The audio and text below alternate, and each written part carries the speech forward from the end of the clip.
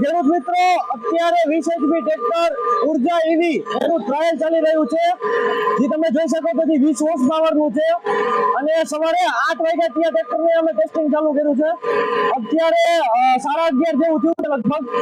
અત્યારે continue test ચાલુ જ છે, હજી 50% બેટરી બાકી છે અને આટલી અમે ખેડ કરી છે અને કન્ટિન્યુ ટ્રેક્ટર ચાલુ છે। એક વખત આરપીએમ સેટ કર્યા પછી અમે આરપીએમ દગાયા જ નથી।